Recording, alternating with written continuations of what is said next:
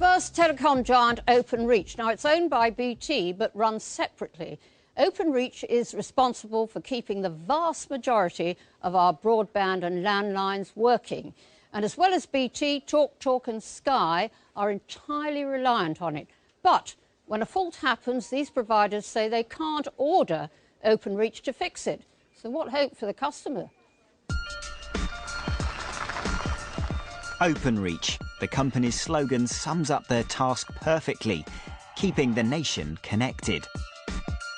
It's a massive job and one that comes with great responsibility. Because if you need a line installed or repaired, most of the time Openreach are the only ones who can do it for you. Meaning if anything goes wrong, you're entirely at their mercy. And things do go wrong a lot of the time. Hundreds of you have told us how you've been let down by the company, leaving you with no phone and broadband, sometimes for weeks, if not months. That's what happened to TalkTalk customer Angela Jones. Both of her services failed completely in August. They informed me, first of all, that within 48 hours they would carry out some tests and then hopefully the phone line would be fixed. But nothing changed. Using her mobile, Angela called TalkTalk repeatedly. They told her the problem wasn't with them, but with the line that goes into her house.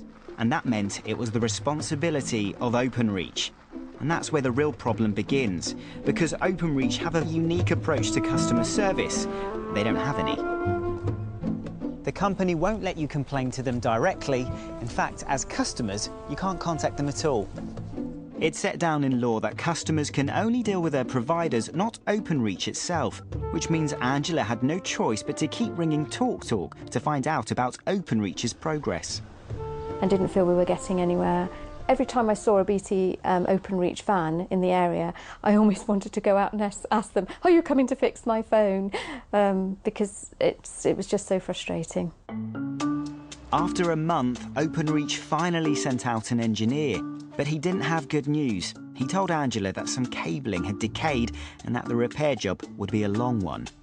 Powerless to do anything, Angela had no choice but to sit and wait. But what she didn't know was that she wasn't the only one waiting on Openreach.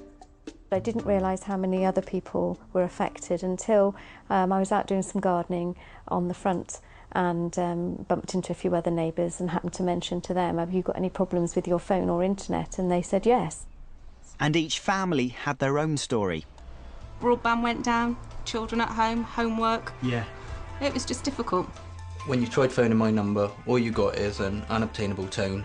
And if people were ringing a business and getting that, they're just thinking, well, what's happened to you? Well, with my girls, they're both doing degrees at the moment, and they couldn't email their lecturers, so it was quite stressful.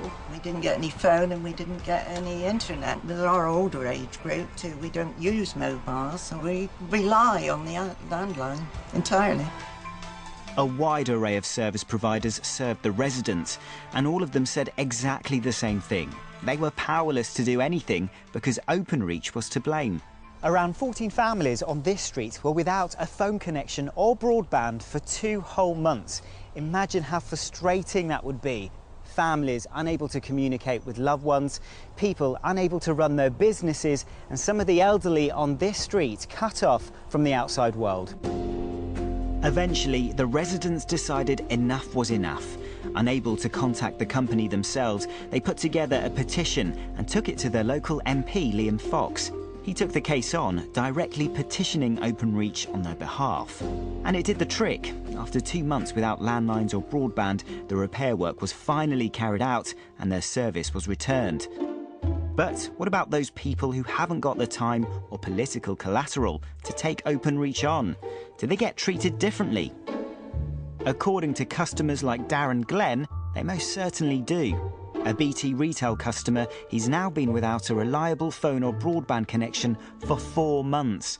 But even though BT and Openreach are part of the same company, it isn't any easier to get answers. I have to go through BT.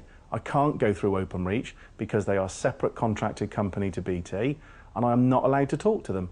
And it makes it so frustrating, the fact that I can't sit and talk to an engineer, tell him the problems that we have here, rather than going through somebody in a call centre somewhere in the middle of nowhere. I reckon we've probably called BT 200 to 300 times. We've had 6 SOSE engineer visits, only 3 attended. They came back to us and said that there was a break in the line out on the main road. And nobody has come out and replaced the cable. Openreach have told BT that they're waiting for council permission to work in the road before repairs can take place. But to Darren, this feels like just another excuse. I think it's disgraceful because I'm still told by BT I have to pay for my broadband, I have to pay for my telephone line, and I get nothing. And there are many other people across the country who are just as unhappy with the level of service they received from Openreach. At one point last year, it took the company 27 days on average to install a new line. But there may be some glimmer of hope. Ofcom, the telecoms regulator, has launched a review of Openreach's quality of service and is expected to impose tougher standards on the company.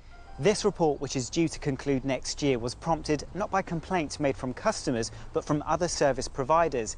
They were sick of having to come up with excuses about problems that only Openreach could sort out. The hope is that this tougher stance from Ofcom will ensure that more is done for customers like Darren and the street affected in Portishead to hold Openreach to their promise of keeping the nation connected. But until then, most of us remain totally dependent on Openreach doing their job. BT Openreach are a totally faceless organisation. You know, we are stranded totally, and we just don't know where to turn next. Ricky Belletto reporting. Openreach say they'd like to apologise to all of the people featured in our report. It says it recognises it took far too long to resolve the faults and appreciates that losing telephone and internet is a considerable inconvenience. It says that its engineers carry out more than 160,000 jobs a week and each takes, on average, just over 3 days, but complex cases longer.